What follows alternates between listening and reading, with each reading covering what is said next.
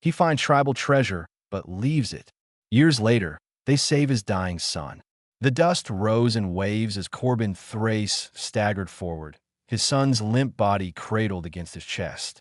Behind him, 100 mounted warriors formed two perfect lines, their spears raised to the sky like a cathedral of bone and leather. Jesse's face was gray, his breathing shallow enough to make a father's heart stop. 3 days ago, Corbin had been a man, with nothing left to beg for. Now he walked through an honor guard of the very people whose most sacred possession he'd once held in his hands and walked away from. The warriors didn't move. They simply watched as the man who had refused their gold now carried his dying son toward the only hope he had left. But to understand why they were here, why these warriors stood witness instead of raising their weapons, you'd have to go back to a moment years earlier when Corbin Thrace made a choice that would save his son's life before that son ever fell ill. The canyon walls pressed in, close, all red stone and shadows that seemed to breathe. Corbin's pickaxe struck granite for the 100th time that morning, each impact sending pain up through his shoulders into his skull. The mine had been promising for weeks. Just enough silver to keep his ranch from complete collapse. Just enough to feed Jesse and keep the wolves from circling. But lately, the vein had thinned to nothing. And thin meant hungry, and hungry meant desperate. He swung again. The rock face cracked differently this time, a hollow sound that made him stop mid-swing. Corbin set down his tools and pressed his palm against the stone. Cool air seeped through a hairline fracture, carrying with it a smell he couldn't place, something old and undisturbed. He grabbed his smaller hammer and worked. The crack wider, pieces falling away until a gap opened large enough to see through. Darkness beyond deep darkness that his lamp couldn't fully penetrate. 20 minutes of careful work, and the opening was wide enough to slip through. Corbin lit a second lamp and squeezed into the space beyond, boots finding purchase on loose stones as he descended, into what felt like a throat of the earth itself. The air grew colder. The walls narrowed, then opened suddenly, into a chamber that made his breath catch. The cavern stretched 30 feet high, maybe more, but it wasn't the size that froze him in place. It was what filled it. Stacks of worked silver satin, careful arrangements along the walls. Not raw but crafted pieces, bowls, ceremonial masks, breastplates etched with symbols that seemed to move in the lamplight. Turquoise inlaid in patterns that hurt to look at directly. Bundles of what looked like preserved feathers tied with leather cord. Clay vessels, sealed with wax, their contents unknown, but clearly valuable by their placement. Corbin took 3 steps into the chamber and stopped. His hands were shaking, not from excitement, though the value of what he was seeing could buy 10 ranches. His hands shook because carved into the far wall, 10 feet high and painted in ochre that still looked wet, was a symbol he'd seen before. He'd seen it on the shields of tribal warriors who'd passed through the territory 2 winters back, seen it on the blankets traded at the settlement, seen it burned into the post outside the boundary markers that separated settled land from tribal territory. This wasn't a lost cache. This was a sacred place. The silver alone could solve everything. Pay off the debts, repair the barn, buy cattle, give Jesse a future that wasn't just scraping by until the next disaster. Corbin could load his saddlebags right now, seal up the entrance, and no one would ever know. He reached out and touched one of the silver bowls. The metal was cool, perfectly smooth, engraved with a complexity that spoke of hours of devoted work. Someone had made this. Someone had carried it here. Someone's grandfather had placed it in this exact spot for reasons that mattered more than Corbin's empty pockets. His hand pulled back. Jesse's face appeared in his mind. The boys laughed when they'd fixed the fence together last spring. The way he'd asked about his mother and whether she'd be proud of who he was becoming. What kind of man steals from a sacred place and then tells his son about honor? What kind of father teaches that desperate times erase principles? Corbin stood in that cavern for 10 minutes, maybe longer. The silver gleamed. His stomach was empty. The ranch was failing. Jesse needed things, clothes, books, a future. But some doors once open can't be closed. Some choices mark a man in ways he can't wash off. He picked up his lamp and walked back toward the crack in the wall. Halfway there, he stopped and turned. He pulled a small piece of turquoise from his pocket, something he'd found weeks ago in the worked-out section of his mind. Not valuable, just a pretty stone he'd planned to give Jesse. He set it carefully on a flat rock near the entrance to the Chamber A. Marker that someone had been here and chosen to leave with nothing but respect. Then Corbin Thrace climbed back through the opening, sealed it as carefully as he could, and returned to his failing mind with empty hands and something else he couldn't quite name. That night, Jesse asked why his father was so quiet at dinner. Corbin looked at his son and said simply, "Sometimes keeping your hands clean matters more than filling them." The boy nodded like he understood, even though he couldn't possibly, not yet. 3 years passed like water through a sie. The ranch held together barely through Corbin's work and stubbornness. Jesse grew taller, stronger, his questions sharper. The boy had his mother's eyes and his father's quiet way of thinking before speaking. They worked side by side most days, repairing what broke, stretching what little they had into enough. Corbin never went back to that canyon, never told anyone what he'd found. The memory of that silver chamber lived in him like a splinter he couldn't reach, sometimes aching when the creditors came, sometimes warming him when Jesse asked about doing the right thing, even when it hurt.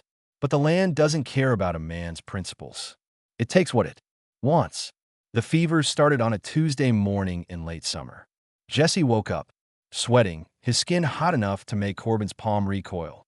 The boy tried to stand for breakfast, and his legs folded. Corbin caught him before he hit the floor, felt the unnatural heat radiating through his son's shirt. "Just tired," Jesse mumbled, but his eyes weren't focusing right. Corbin laid him back in bed, pressed a wet cloth to his forehead. "Rest. I'll make something light." By afternoon, Jesse was worse. The fever climbed higher, his breathing shallow and quick like a trapped animal. Corbin rode to the nearest settlement, found the doctor in his office above the general store. The man was 70 if he was a day, hands steady but eyes tired from seeing too much suffering with too few remedies. Dr. Feldman examined Jesse for 20 minutes, his expression growing darker with each passing moment.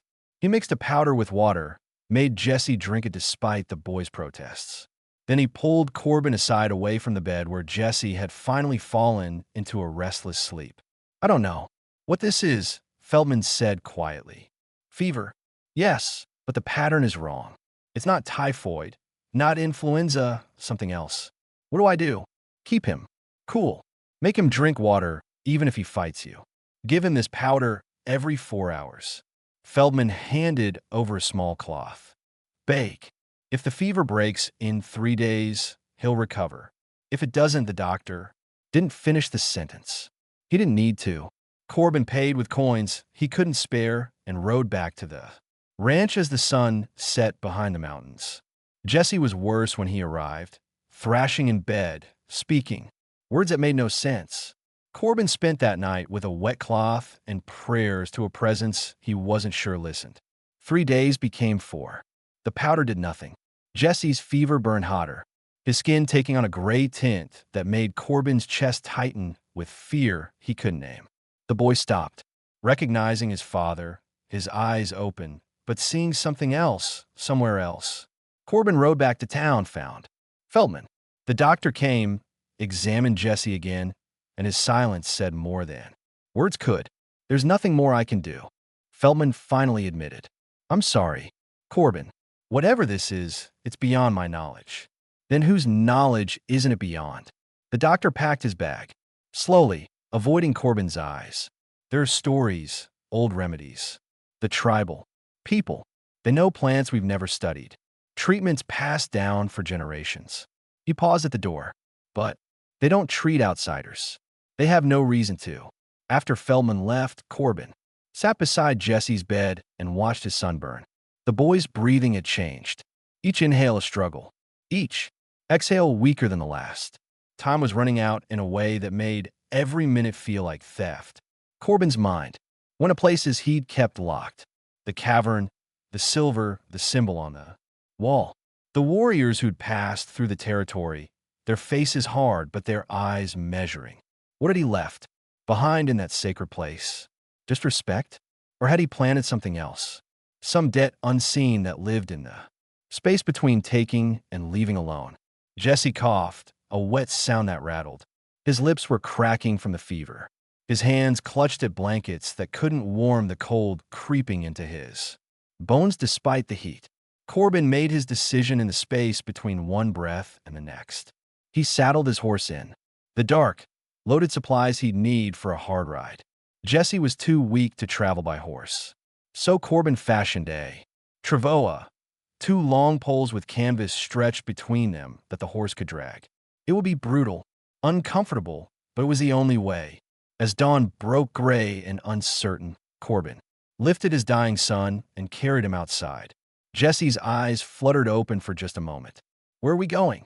The words were barely a whisper. Corbin secured him onto the travois, made sure the blankets would hold. To find help. What kind of help?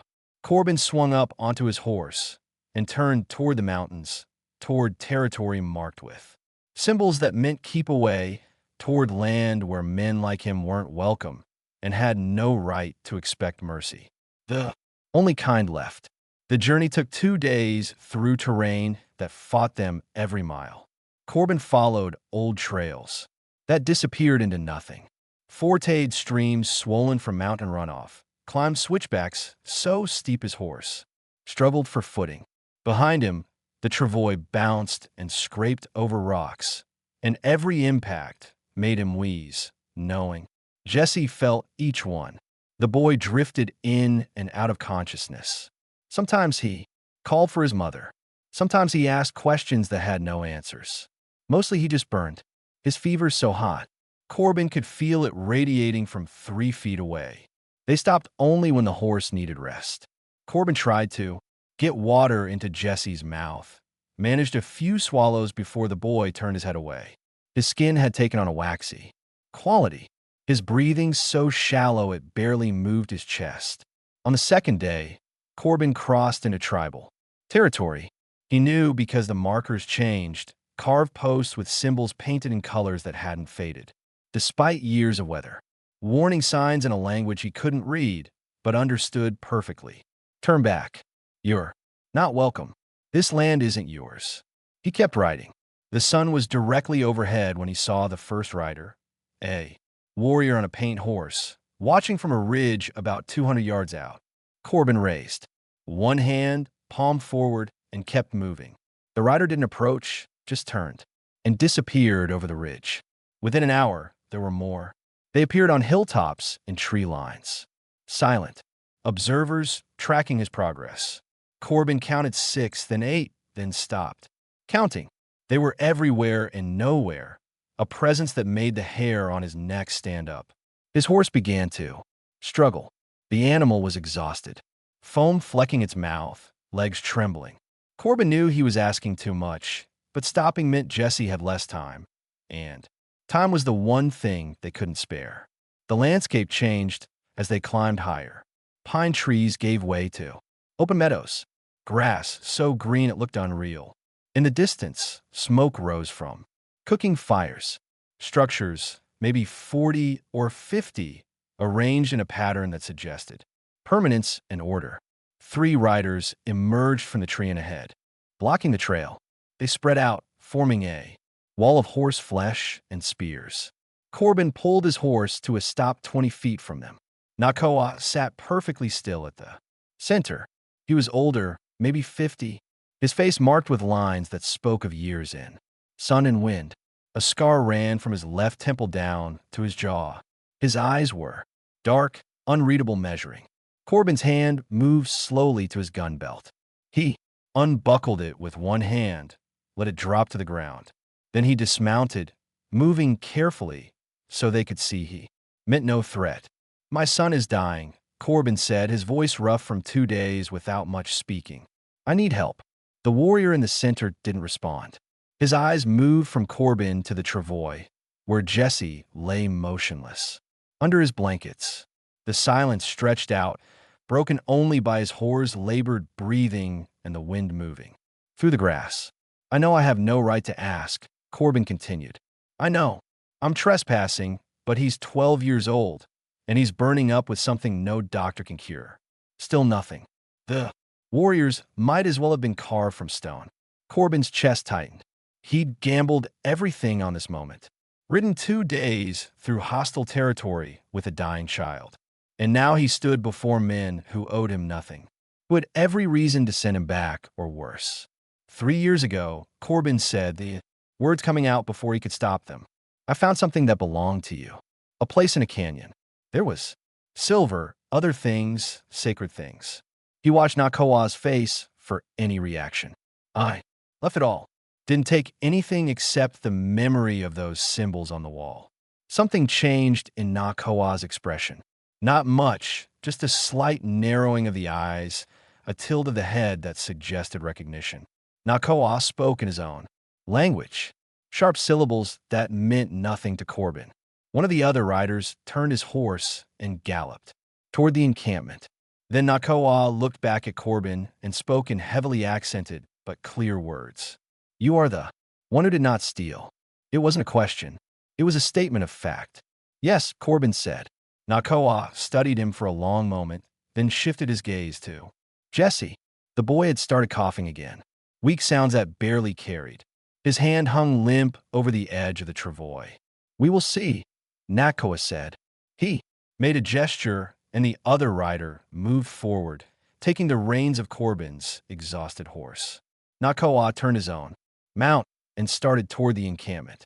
Corbin stood there uncertain until Nakoa looked back. You come, he said simply. Corbin followed, walking beside the travo, one hand resting on Jesse's shoulder through the blanket. His son's skin was still burning. But for the first time in days, there was something other than helplessness. There was a chance. The encampment was larger than Corbin had imagined. Dozens of structures made from hide and wooden frames stood in careful arrangement, smoke rising from cooking fires in the center. People stopped what they were doing as he passed, their faces showing curiosity, suspicion, and something else he couldn't quite read. As they approached the center of the encampment, something extraordinary began to happen. Warriors emerged from dwellings and gathered along both sides of the path. They mounted their horses with deliberate precision, forming 2 parallel lines that stretched ahead. One by one, each warrior raised a spear high toward the sky, creating a corridor of honor beneath a canopy of wooden shafts and pointed tips. Corbin's breath caught. This wasn't just passage through a camp. This was ceremony, recognition. The warrior who'd taken his horses. Rain stopped and gestured for Corbin to continue on foot. The travo wouldn't fit through this ceremonial space. There was only one way forward. Corbin moved to Jesse, carefully lifting his son's burning body from the travois. The boy was impossibly light. All the weight he'd lost to fever, making him feel fragile as old paper. Jesse's head lolled against Corbin's shoulder, his breathing shallow, but steady enough to give hope.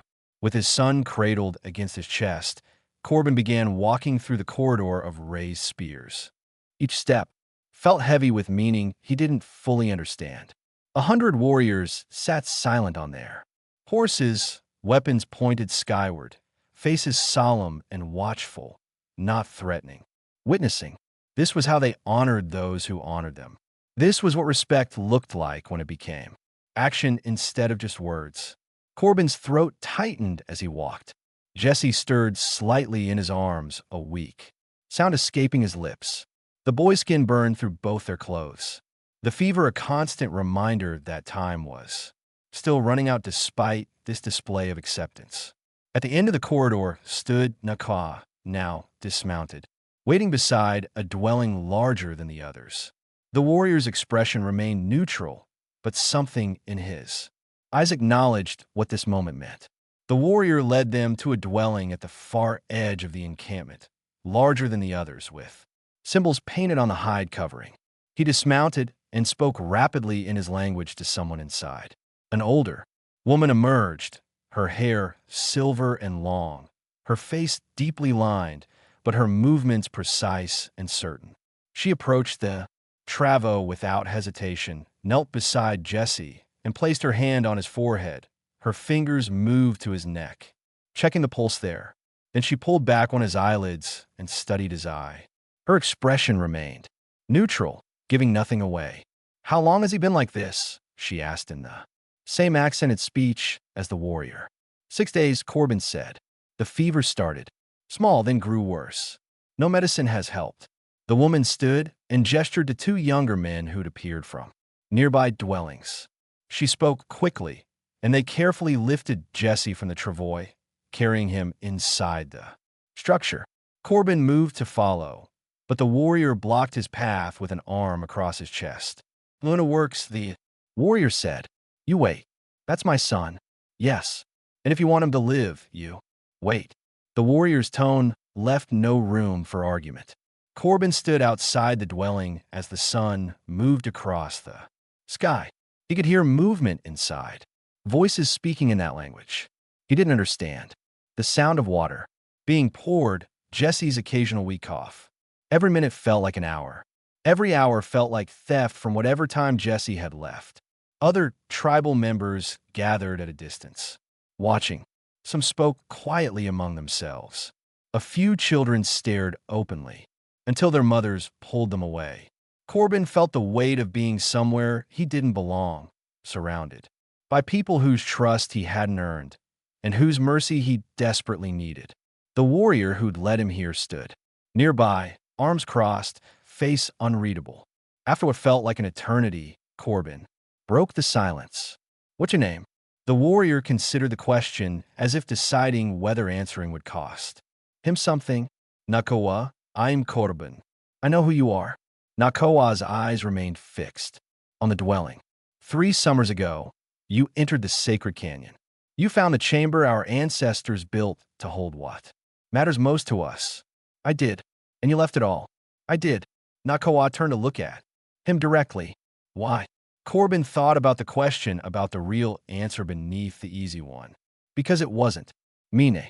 Because taking it would have taught my son that desperate times erase principles. Because some things matter. More than gold. Most men would have taken it.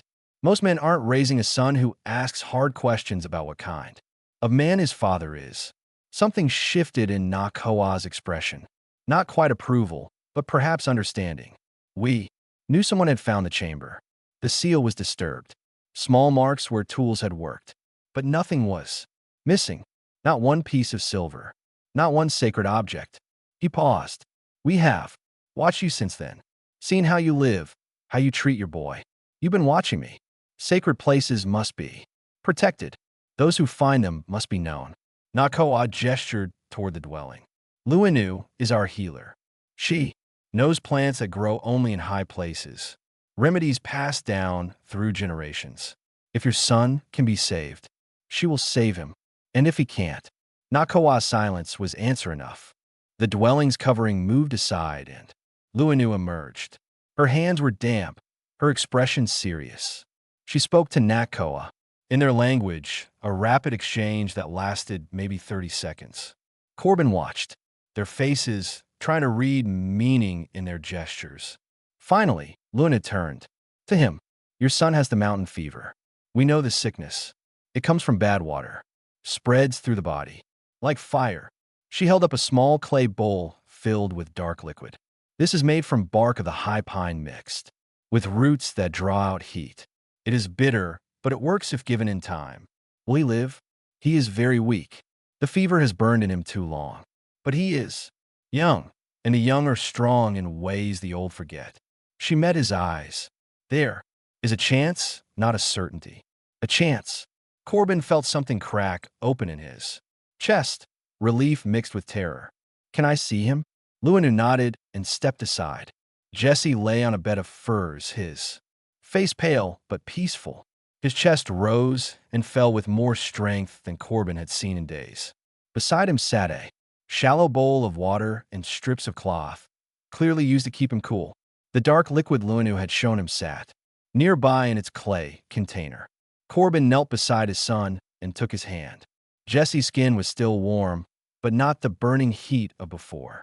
His eyes moved beneath closed lids, a sign of sleep, rather than unconsciousness. "I'm here," Corbin whispered. "I'm right here."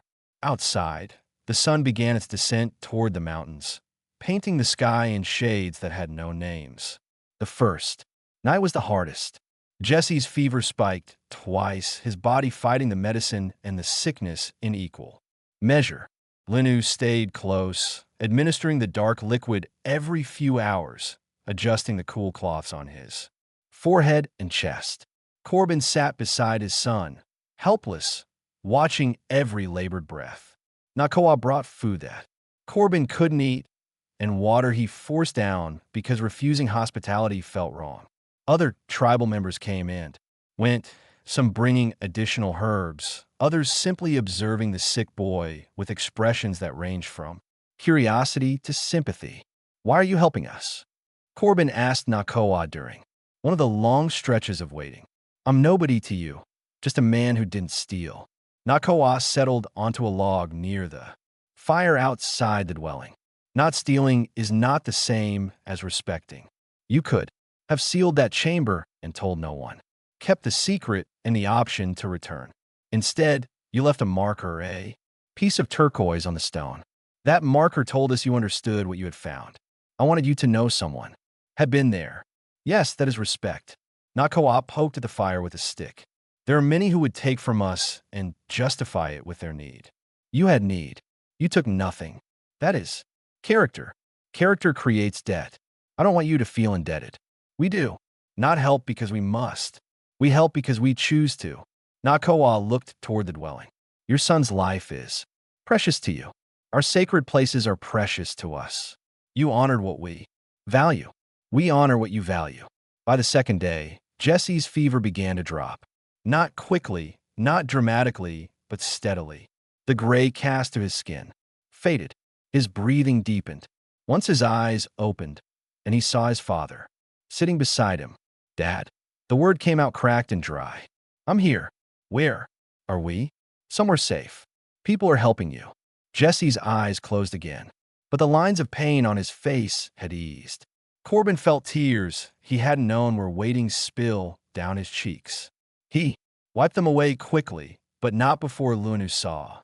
"This is good," she said simply. "The fever breaks. His body remembers how to fight." On the third day, Jesse sat up. Lunu gave him broth made from herbs and meat, and he managed to keep it down. His voice was weak, but his eyes tracked movement, and he asked questions that made sense. "Who are these people?" Jesse whispered to his father. "Friends," Corbin said. "How did you know to come here?" Corbin looked at his son, at the boy who'd almost been lost, and decided truth mattered more than protecting him from complexity. 3 years ago, I found something valuable that belonged to them. I could have taken it. I didn't. They remembered. Jesse processed this slowly. "You helped them before. I didn't hurt them. Sometimes. That's the same thing." The boy nodded, turned his attention to Luanu as she checked his pulse and temperature. "Thank you," he said to her, the words clear, despite his weakness. Luanu smiled, the first real expression Corbin had seen from her. "You are welcome, small one. You fight well." By the fourth day, Jesse could stand with help. The fever was gone, replaced by exhaustion and hunger. Luanu declared him out of danger, though she insisted he rest another 2 days before attempting the journey home. Those 2 days changed something fundamental. Jesse learned a few words in their language, laughed at his own terrible pronunciation. Children from the encampment came to visit, curious about the outsider boy who'd almost died. They brought him carved wooden animals, taught him a game played with stones, and a circle drawn in dirt. Corbin watched his son integrate into this temporary kindness and felt something shift in his understanding of the world.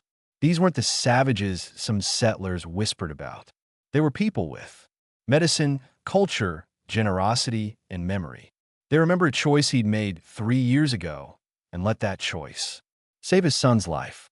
On the 6th day, Luanu gave Corbin a leather pouch filled with the dried bark and roots she'd use for the journey home. "Give him this tea each morning for 7 more Days.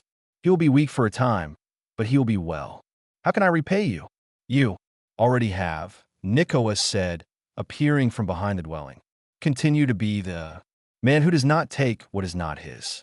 Teach your son the same. That is payment enough. That afternoon, they prepared to leave.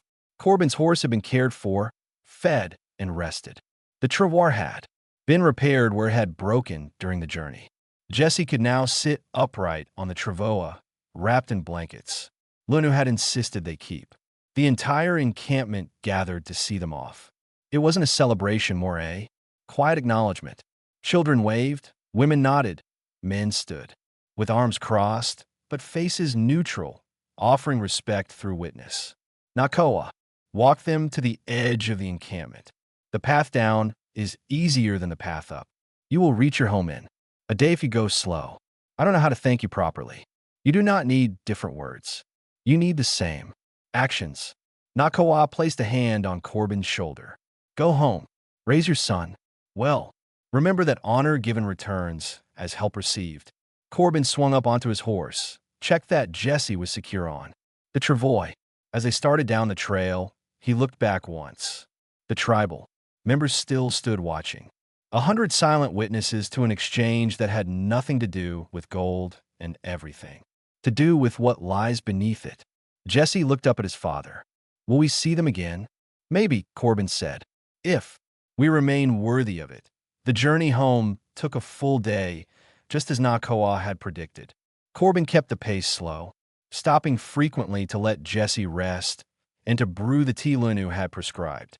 Each time they paused, Jesse seemed a bit stronger, his color returning, his questions becoming sharper. Did you really find there treasure?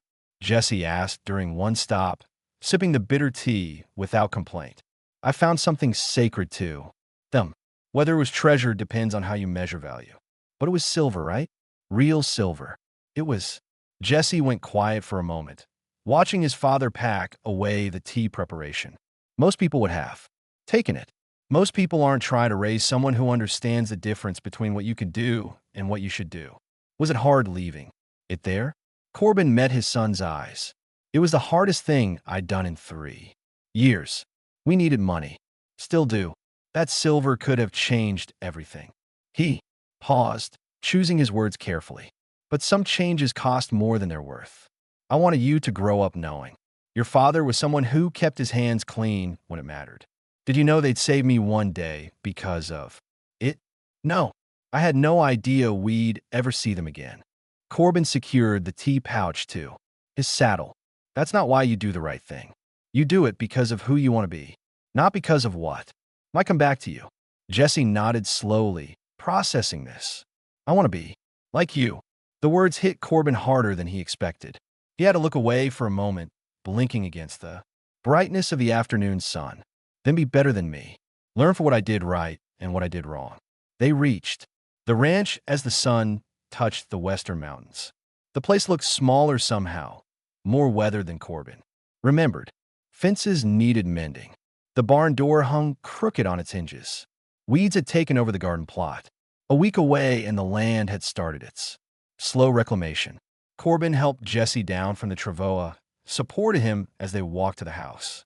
The boy's legs shook from exhaustion, but he insisted on walking the last few steps on his own. Inside, everything was as they'd left it, empty dishes on the table. Jesse's book opened to the page he'd been reading before the fever took hold. Get into bed, Corbin said. I'll make something to eat. I can help. You can. Rest. That's how you help. Jesse didn't argue, which told Corbin the boy was more exhausted than he wanted to admit. He settled into his bed, pulling the tribal blankets around him despite the warmth of the evening. Corbin built a fire, heated water, prepared a simple meal of beans and dried meat. His hands moved through familiar tasks while his mind worked through everything that had happened. A week ago, he'd been watching his son die. Now Jesse was home, weak but alive, saved by people he'd never thought to ask for help. The tea Lenu had prescribed sat on the counter. Corbin measured out the correct amount, steeped it in hot water, brought it to Jesse along with a plate of food. Drink this first. Jesse wrinkled his nose at the smell but drank it down. How long do I have to keep drinking this? 7. More days. It tastes like dirt and old leather. And it's working. Corbin sat on the edge of the bed. How do you feel? Really? Tired? Like I've been awake for a month, but better. Jesse picked at his food. Dad, what we did going to them for. How was that wrong? They don't owe us anything. They didn't owe us anything. Corbin corrected. But I'd left them. Something 3 years ago without knowing it. Respect, trust, proof that not all outsiders are the same. That created a bridge when we needed one. So doing the right thing does come back to you. Sometimes, not always. And that can't be why you do it. Corbin stood, collected the empty teacup. You do the right thing. Because it's right. If something good returns because of it, that's just the world working the way it should. Jesse settled deeper into his blankets, his eyes already heavy. I'm glad you're my dad. I'm glad you're my son. Within minutes, Jesse was asleep, his breathing deep and steady. Corbin stood in the doorway, watching him, feeling the weight of the last week settle onto his shoulders. They'd survived. But more than that, they'd been given something rare proof that choices matter. That character counts. That the long view sometimes saves your life when a short view would have condemned it. Outside, the sun finished its descent. Stars appeared one by one in a sky that stretched forever. Corbin walked to the edge of his property and looked toward the mountains, toward territory he'd crossed in desperation and left with gratitude.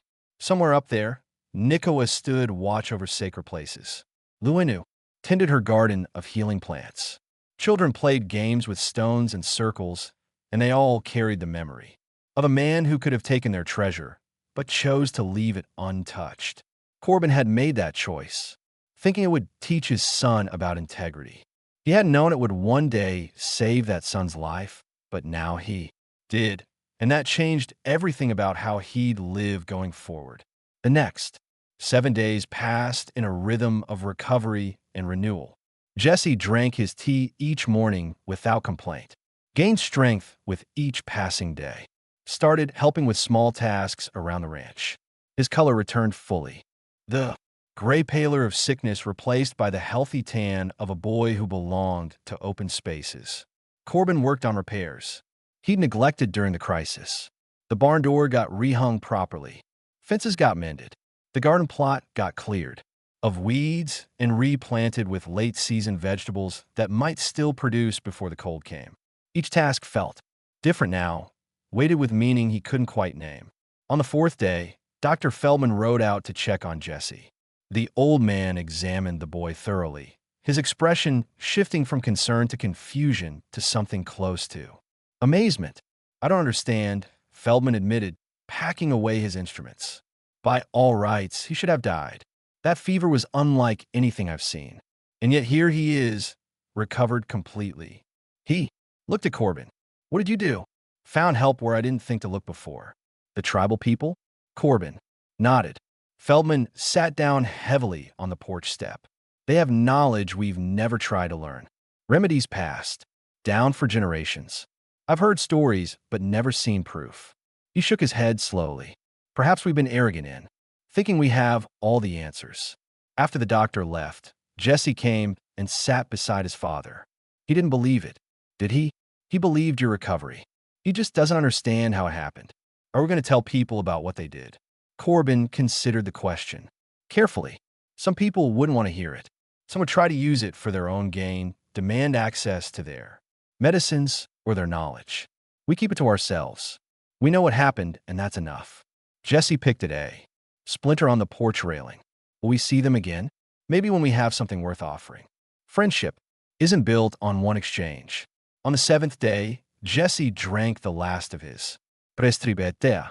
That evening, Corbin found his son standing near the corral, looking toward the mountains, visible in the distance. What are you thinking about? Corbin asked. That there's a whole world out there I don't know anything about. People with different ways of living, different knowledge, different reasons for why they do things. Jesse turned to face his father. I want to understand more. Not just about them, but about everything. About how to live in a way that matters. That's a good way to think. Did leaving That treasure matter? It mattered to me. It mattered to them. And it mattered to you, even though you didn't know it at the time. Corbin joined his son at the fence. Every choice we make creates ripples we can't see. Some ripples die out quickly. Others travel farther than we imagine and come back when we need the most. Jesse was quiet for a long moment. I'm going to remember that when I'm older and I have to make hard choices. I'm going to remember what you did and why it saved my life. Good. And then you'll make your own choices based on who you want to be. 2 weeks after their return, Corbin was working on repairing a section of fence when he noticed something unusual. A small bundle sat on a flat rock near the property line, wrapped in leather and tied with cord. He approached carefully, looked around, but saw no one. Inside, the bundle were dried herbs, the same ones Linu had used to make Jesse's medicine, enough for several more treatments if needed, and underneath a small carved figure of a horse, beautifully detailed, the kind of work that took hours of patient attention.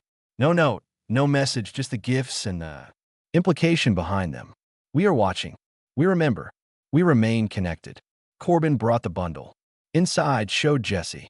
The boy held the carved horse carefully, turning it over. In his hands, studying every detail. They didn't have to do this, Jesse said. No, they chose to. Just like I chose to leave their treasure. Just like they chose to save you. That's how respect works. It builds on itself. That evening, Corbin placed the carved horse on a shelf where Jesse could see it from his bed. The boy fell asleep looking at it, a reminder carved in wood of the connections that matter more than gold, the choices that echo farther than we know, and the people who remember when memory becomes salvation. Outside, the land stretched toward mountains that held people who'd proven that honor isn't just about what you take or don't take.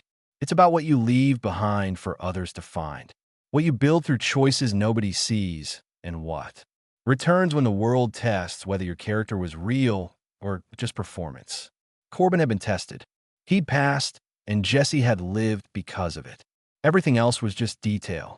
The important part was written in the space between that canyon 3 years ago and the tribal encampment 2 weeks back.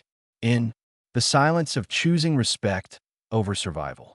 In the unspoken contract that said character recognized character, even across cultures that barely spoke the same language. Jesse would grow up knowing this story, would tell his own children one day, would make his own choices based on lessons learned from a fever that almost killed him and the people who saved him because his father had done something most men wouldn't have done.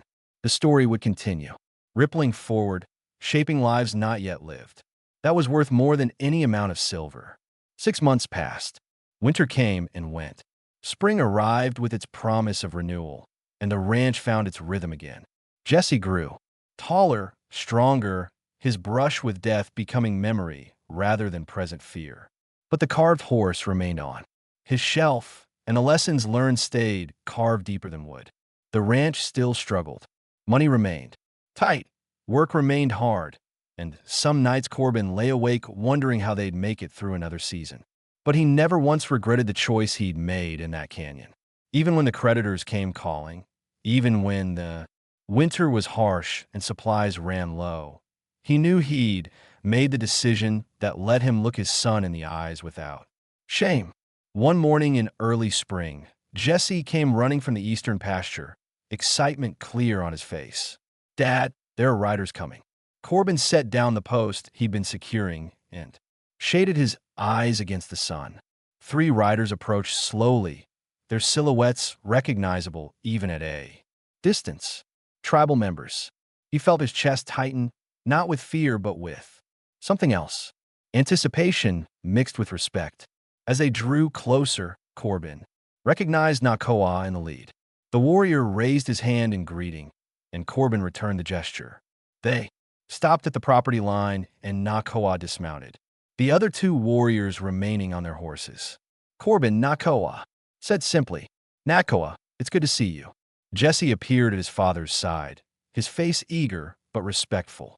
Nakoa's expression softened slightly when he saw the boy. "You have grown well," Nakoa observed. "Thanks to your people," Jesse said. Nakoa reached into a leather bag tied to his saddle, and pulled out a bundle wrapped in hide. He offered it to Corbin. For you. Inside was more of the medicinal bark and roots, carefully prepared and labeled with marks Corbin didn't understand, but Jesse would learn to recognize. Beneath, that lay seeds, vegetable seeds of varieties Corbin had never seen. These grow well in your soil, Nakoa explained. Hardy through winter. Will help when times are difficult. You didn't have to do this. We know. That is why we do it. Nakoa looked from Corbin to Jesse and back. You honored what was sacred to us. You taught your son the same. This is not payment. This is recognition that some bridges should remain strong. Corbin felt words gather in his throat, inadequate for what he wanted to express. When I left that canyon with nothing, I thought I was just trying to be a good example. I had no idea it would lead here. Good choices rarely reveal their full worth immediately. Sometimes it takes years, sometimes a lifetime. Nakoa remounted his horse. We will not forget the man who saw value in leaving rather than taking. Teach others the same if you can. I will. We both will. Nakoa nodded to Jesse. Stay strong, young one. The world needs those who understand that honor matters more than gold. The three riders turned and began their journey back toward the mountains. Corbin and Jesse stood watching until they disappeared into the landscape, leaving only dust and memory. Dad, Jesse said quietly, do you ever regret it? Not taking the silver. Corbin looked at his son, at the boy who'd almost died and been saved by a choice made 3 years before that choice seemed to matter. He thought about the carved horse on the shelf, the seeds in his hand, the connection that existed. Now, where before there had been only boundaries and mistrust. No, he said simply, I regret nothing. Jesse smiled, the kind of smile that came from understanding something important. Good, because I'm going to tell my kids this story one day about the time you found treasure and left it and how that choice saved my life. Make sure you tell them why. Not just what happened, but why it mattered. I will. They walked back toward the house together, father and son, carrying seeds that would grow in soil prepared by choices made when nobody was watching. The ranch spread out before them, still struggling, still demanding work, still uncertain. But they both learned something that changed how they'd face whatever came next. Some treasures are meant to be left untouched. Some choices echo farther than we can imagine.